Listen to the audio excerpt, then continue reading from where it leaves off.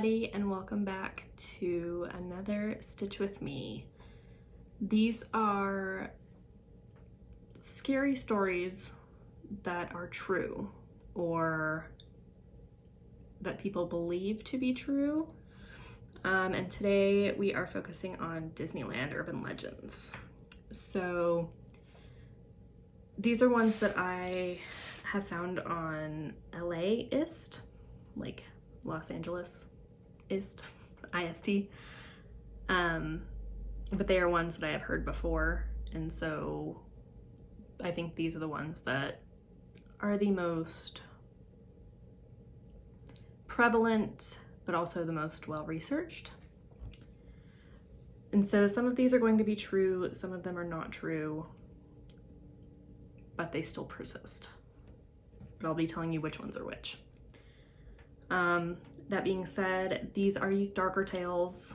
When I do these Stitch with Me's, I like more of the macabre side of things, but not gory, or they're more supernatural. So that being said, they might not be good for little kids, so parents beware. So the first one, so this is 10 different urban legends, and I am working right now on my Disneyland map, which that piece was filmed quite a while ago, but I think when I filmed it, it was like an hour and a half or 2 hours. So I'm gonna speed it up. So you guys are already seeing it on screen, but I did get quite a bit of progress, so I hope you guys enjoy. So the first urban legend is that nobody can die at Disney. Lots of people seem to think that Disney will not allow anyone to die on its properties, requiring an ill-fated guest to be officially pronounced dead elsewhere. In the book Inside the Mouse, a writer claims that a medic said that this was actually a park policy when a guest killed himself in front of the Epcot Center at Disney World. A man did kill himself in front of Epcot in 1992 after a rough breakup.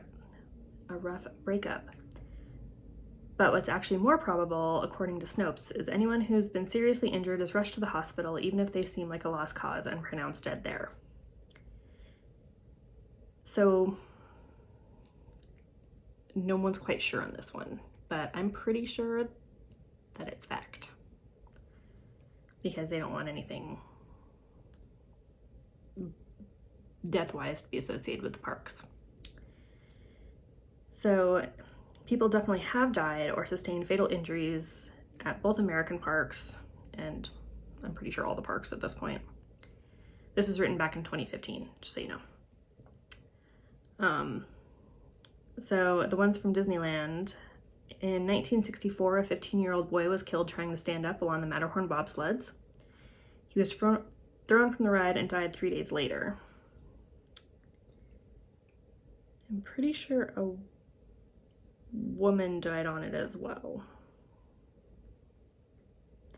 But that's going to come in a later video, because I'm also going to do a Ghosts of Disneyland with a different Stitch with Me. In 1973, an 18-year-old man drowned after he and his little brother, who was 10, hid on Tom Sawyer's Island until after closing, and then tried to swim across when they wanted to return home. The older brother tried to carry his younger brother to shore, but he didn't make it. He disappeared under the water about halfway across. The 10-year-old was rescued by a boat operator, but the older boy's body wasn't found until the next morning. In 1998, Luan Phi Dawson was 33, and Liu Thai Wong, 43, were waiting to board the Columbia. As the boat docked at the rivers of America, it tore a metal cleat loose, which struck both Dawson and Wong. Wong survived, but Dawson was declared brain dead 2 days later. And 2 teenagers were killed 13 years apart, both while trying to hop cars while on the People Mover, which is no longer in Disneyland. Ricky Lee Yarma, 17, was crushed to death in 1967, and Gerardo Gonzalez, 18, was crushed and dragged by a car when he fell onto the track. In 2003, those were the People Mover ones. In 2003, Marcelo Torres, 22, was killed on Big Thunder Mountain Railroad when the car he was on separated from the rest of the train. Torres was the only fatality, but several other passengers sustained injuries. A Disneyland employee was killed in 1974 while working at the America Sings attraction, which featured singing animatronic characters, also no longer at Disneyland. The stage would spin around and feature different segments about 3 minutes in length. In between the songs, the theater would go dark. Deborah Gale Stone, who was 18, was the greeter for the audience as they entered the attraction. She would stand at the side of the stage and speak to guests with a microphone. Then the outer ring would spin around and show the audience the first tableau. One night, Stone happened to stand closer to the rotating wall than usual and was crushed between the wall and a stationary wall. Safety improvements were made after Stone's horrifying death. And then there's a video that shows the attraction, but you can just look up America Sings if you want to see what it is. It's basically, if you go to Disney World, the Carousel of Progress is the same setup, but it was basically America Sings and then turned into Carousel of Progress. But Disneyland just ended up getting rid of it. The next urban legend is secret rooms at Disney. So there are several reports of strange and clandestine spaces at Disneyland. These are sometimes true. The first one is Club 33, which is in New Orleans Square. Now, like I said, this was written in 2015, so this might not be accurate, but back then, membership is exclusive as well, but expensive and coveted, still true. With hopefuls waiting on a list for years at a time. When you're finally picked, there's an initiation fee of $25,000 and an annual fee of $11,000. Like I said, that's probably gone up. I haven't looked lately at what the prices are, but that membership can also be revoked. Back then, in 2015, a longtime Club 33 member filed a suit against Disney after they canceled his membership, allegedly for giving passes to a friend who auctioned them off for charity. Now, I have been to Club 33. It is amazing. One of our friends is a member, and you are allowed to give people passes, and it's not even a pass. It's basically they have to call you in, and there's like a little box thing that you, like a little call box or whatever, and you tell them your name, and they get you on the list and all that jazz. So it's not actually passes anymore, and that's probably why. It is also true that a basketball court was built inside the Matterhorn at the top of the mountain. Sort of. It's very small, not even the size of a half court, just large enough to do free throws. However, it's not true that Disney built the basketball court to skirt Anaheim's height limits for new structures. It was merely a suggestion from employees on what to do with the top unused third of the Matterhorn, since the bobsleds didn't go up that high. So basically, Disney has people that they hire to scale the mountain, like mountain climbers, and they would have large amounts of time where they weren't doing anything. So they were the ones, from what I understand, that use the basketball court the most. But if you look at one of the more recent Disney Plus editions, which is, it's one of the first ones they put up, but I think it's Inside the Magic, maybe. They actually take you in the basketball court. It's pretty cool. So, but one of the rumors was that they did it because you couldn't build up that high unless you were a sports stadium, so that way he could be a sports stadium, but that's not true. There is a secret suite inside called the Disneyland Dream Suite. Disney intended for his family to live there, but died before its completion. I want to visit that so bad. This ornate, gorgeous suite is now sometimes offered to the lucky family who wins a contest to spend a night in finery. I don't think that's true anymore. It was for the Year of a Million Dreams, which was, I forget which year that was, or span of years, because it was for their 50th celebration. So it was 15 years ago, but that would have been before this was written, so I don't know when they stopped it, but I'm pretty sure they don't do it anymore. They've let celebrities, I think, stay there. And there's also a castle suite inside Disney World's castle in Cinderella Castle. But this is above the Pirates of the Caribbean ride. And I like this one better than Disney World's, I think. If I had a choice of either of the two to stay in, I would choose Disneyland. They do sometimes give it out to cast members, but only like for special contests and things like that. Walt's Frozen Head. This is one you probably have heard about. It's not true. So the rumor is that Walt Disney cryogenically froze his head and or body, and that it's underneath the Pirates of the Caribbean ride. But in reality, he was cremated and is in the Forest Lawn Cemetery in Glendale, which I still haven't been to. It's literally like half an hour away. Yeah. So he died from cancer and was cremated, and you can go visit his grave if you want. The next rumor, and I'm going to add on a couple of rumors if I remember which ones I wanted to talk about. I had one that I just thought of and I totally forgot, so we'll see. The Haunted Mansion, the next one is that the Haunted Mansion scared someone to death.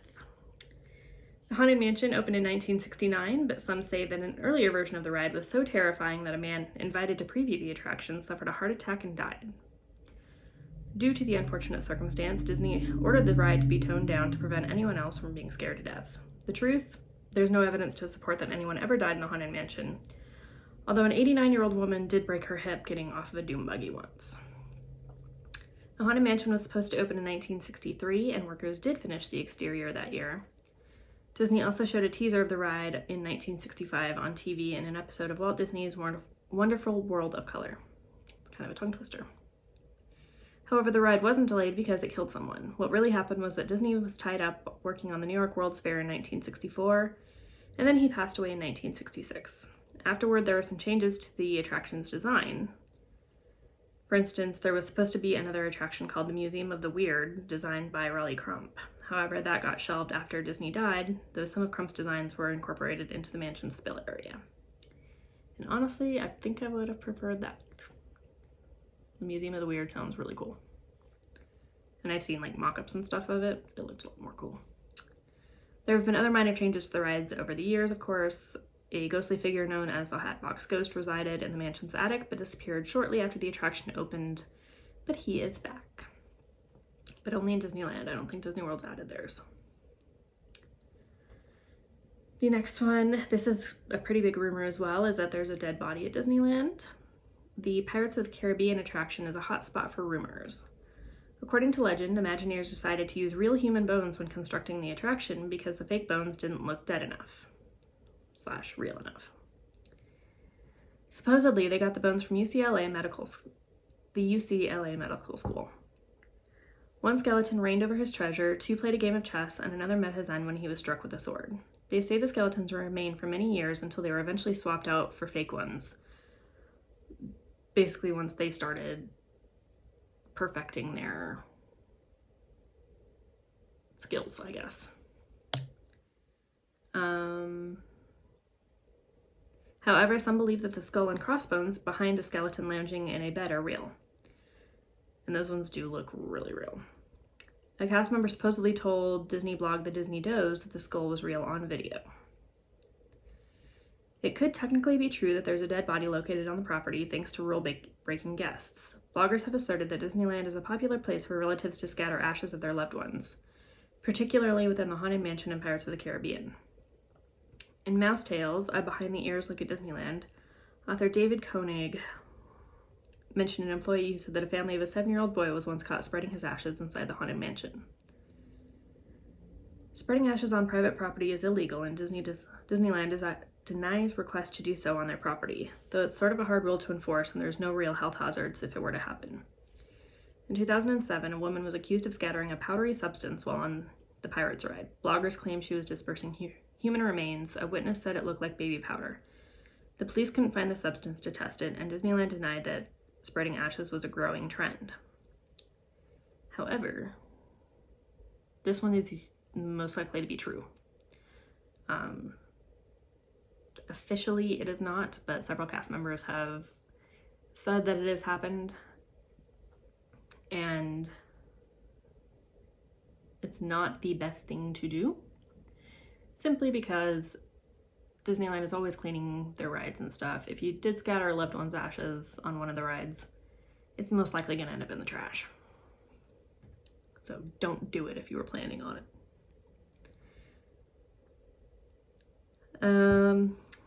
The next one is abandoned by Disney. Many people believe there are a number of abandoned Disney properties holding spooky secrets. This is sort of true, especially if you're afraid of baby vultures. Discovery Island, originally called Treasure Island, was a Disney-owned island in Bay Lake from 1974 to 1999. So this is not Disneyland, it's Disney World. Most people believe that the park shut down to Florida laws regarding bacteria in the water, but other people have littered comment pages about the island with theories. Basically, that the government bought the island from Disney to use as a death camp. No, there was more than that. While no one's sure what's going to become of the properties, Disney did at one point consider turning the park into an interactive game inspired by the video game Myst. But that project never got off the ground, which is a shame because that would have been awesome. Disney also had a nearby water park called River Country, which too has shut down. Writer photographer Shane Perez once broke into the abandoned Discovery Island by swimming there. He and his cohorts took several photos of the ground, revealing an eerie scene with baby vultures and preserved snakes in jars. Disney was not cool with their adventure and threatened to ban Perez and his friends for life from their theme parks.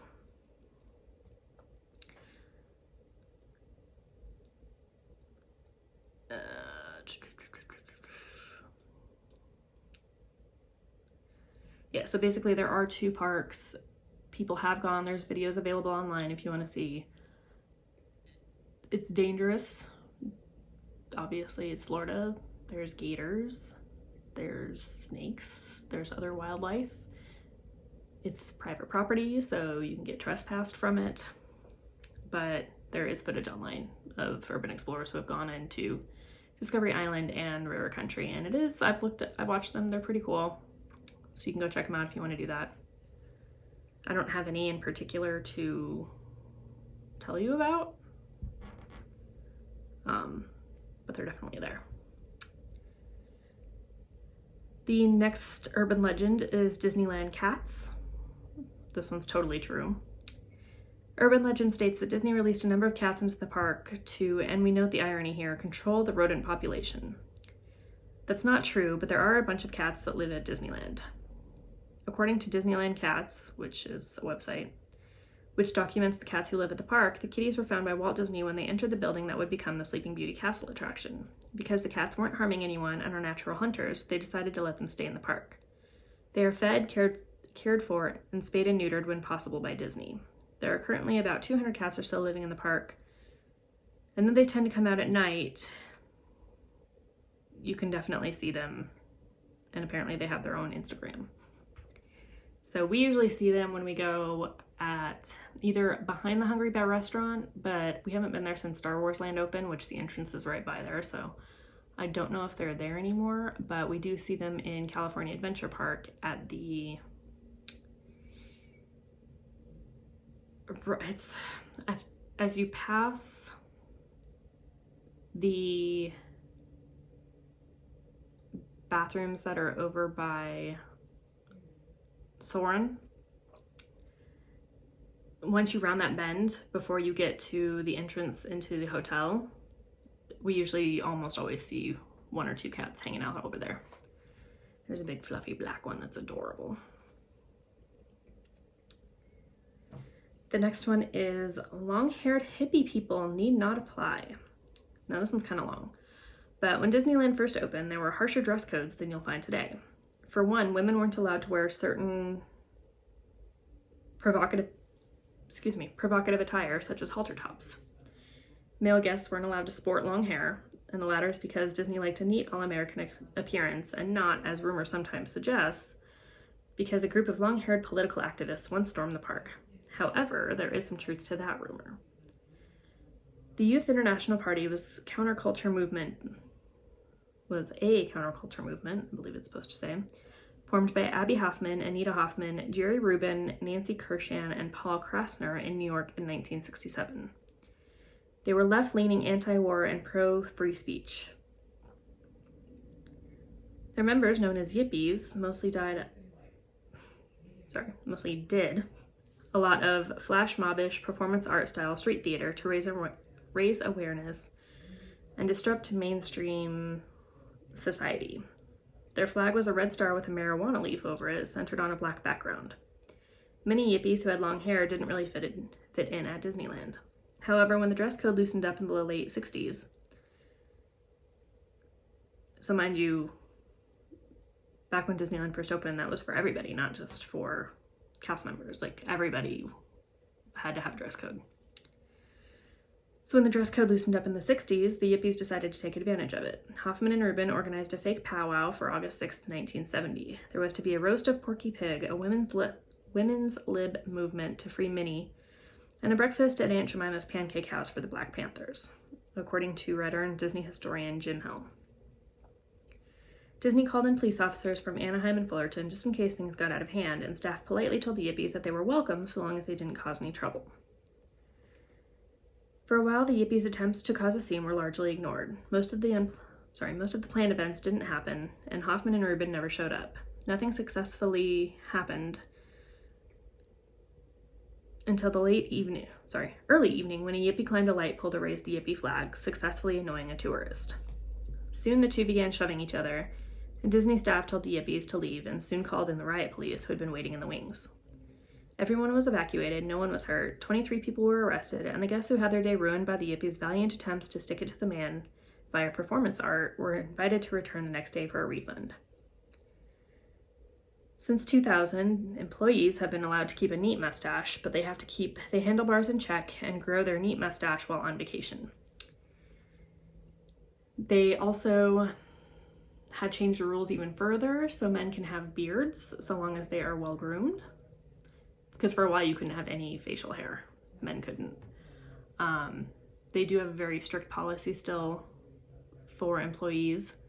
I think they can have a beard. I know it was no mustache for a while.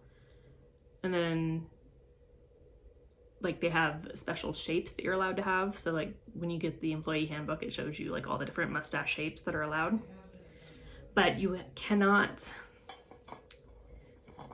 be growing your mustache while you're still on the job. So, if you want to have a mustache, you have to take time off work until it fully grows in and can be well maintained.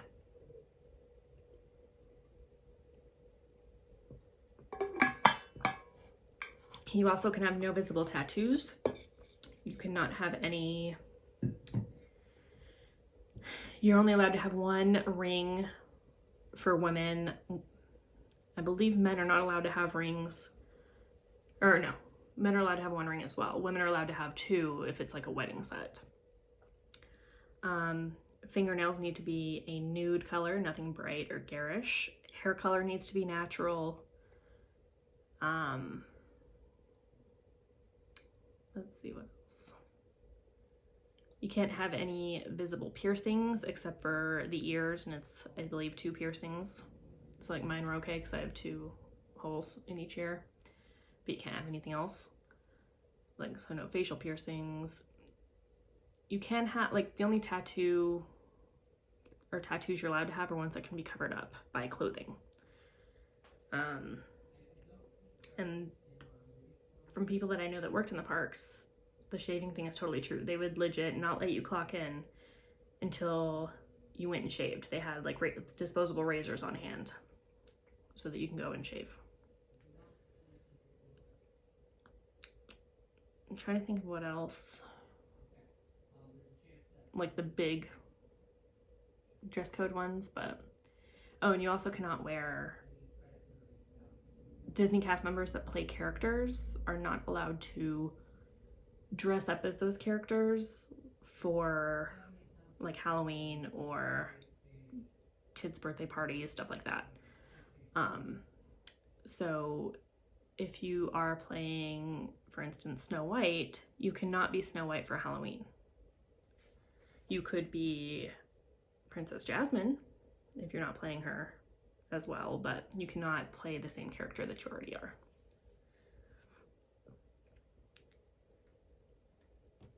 So the next urban legend is that they control your mind through scents. Some Disney conspiracy theories accuse Disneyland of controlling your mind through your nose, which is sort of true. Disneyland smells great, and that's by design. The Smellitzer is a clever device invented by Imagineer Bob McCarthy to manifest smells throughout the park. The smells are meant to correlate with what you're experiencing. For example, you'll smell cookies on Main Street, candy and vanilla at the Candy Palace, and if you visit during certain seasons, you may smell what makes you nostalgic for them, like peppermint during Christmas or pumpkin spice around autumn. The Haunted Mansion also smells musty, and like the Pirates of the Caribbean, you will sometimes smell like seawater type smell, and they actually have candles, like candle companies out there have created like the Disney scents that they can't actually call Disney, but they might have a pirate scent, which is designed to smell like the water in Pirates of the Caribbean, like that chlorine-y special smell that Disney rides seem to capitalize on. And so what they'll do is they'll take that smell and they'll blow it out through these Smellitzers, because it reminds you of like it makes it more homey, and you're more likely to feel comfortable and be more immersed in the experience. Then the last urban legend is that Disney character actors used to share underwear, and this one is true. The human beings inside the roving characters used to have to share underwear because their own underwear could potentially bunch up and cause lumps in weird places.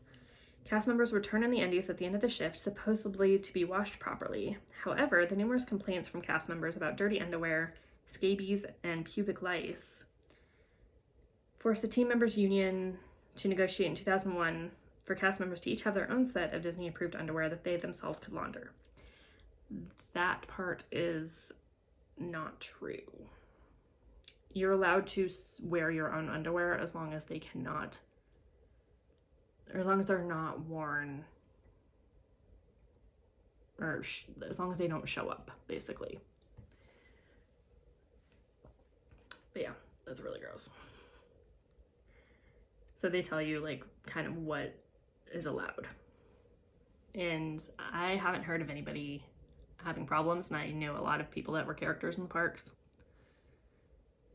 So like even boxers and stuff were fine, because obviously those costumes are big for the most part. The only ones that might have an issue would be characters that, like the princesses or the dancers, who you can see up their skirts as part of the costume, like when they do twirls and the skirt like goes all the way out. That's the only time I could think of that might be an issue, but even then I'm pretty sure they have shorts and stuff that they put on underneath just to make sure that that's not an issue. I think that's all the ones I had to tell you guys about today.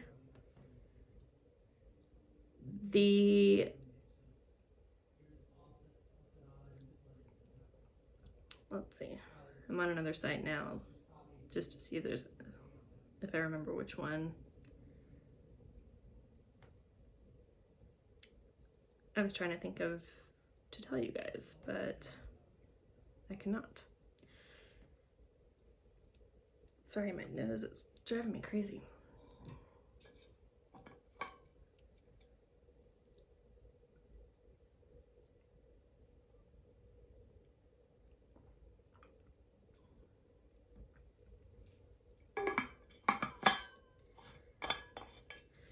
Yeah, so that's all the scary urban legends.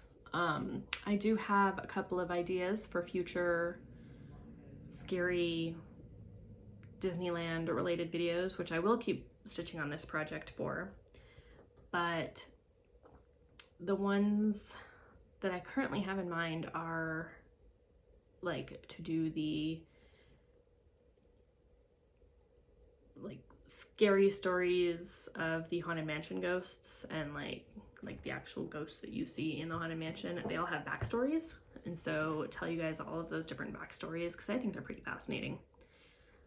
Another one was actual ghosts that are purported to haunt Disneyland.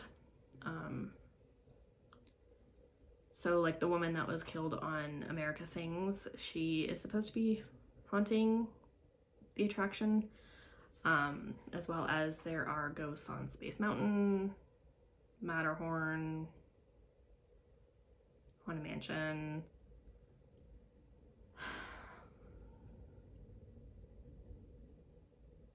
Did I say Space Mountain? Space Mountain, if I didn't. Big Thunder Mountain Railroad, I believe there's one on there. So yes, real deaths that are supposed to be haunted according to cast members. Oh, Tower of Terror is supposed to have one. So I might do that video at a later date. If you remember, my last video was on the Queen Mary. So I might save the Disneyland ones for a little later and do another one like the Queen Mary where it's another place you can visit and tell some of those stories. So that way I can space out Disneyland a little bit. I'm sure I can come up with plenty of other Disneyland themed ones, but I kind of like doing a scary tour, I guess you could say, of all of the more famous haunted places. So if you have any special requests for next time of a haunted place you want me to talk about, then let me know in the comments below. If you did like this video, please like it and subscribe. I am going to try to get more of these out. I know it's been a while since the first one. I think it's probably been like a year or two, but sometimes it's how it goes, and I am going to get back into these and do them more often. It takes a little bit longer because it was really hard for me to film the actual stitching, but I got a new device that will allow me to do that a lot easier, I'm hoping. But then I also have to film this portion of it, which, like I said, it's been probably a couple months since I actually filmed the stitching clip. So sometimes I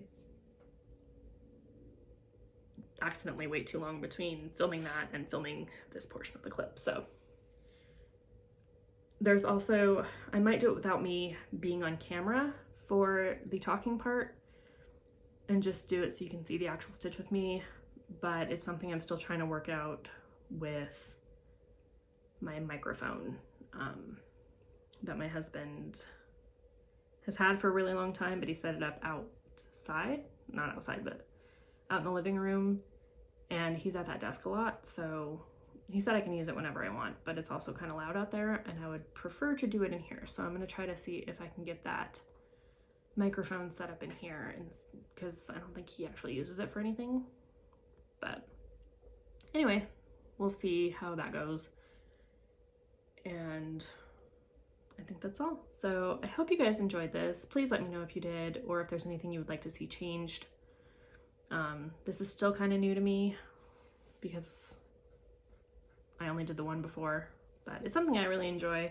I know a lot of us stitchers really like the darker side of things, and as far as I know, there's not really anybody that's doing these except for me. So if you know of anybody that likes dark stuff, send them over to my channel, and I will see you all later.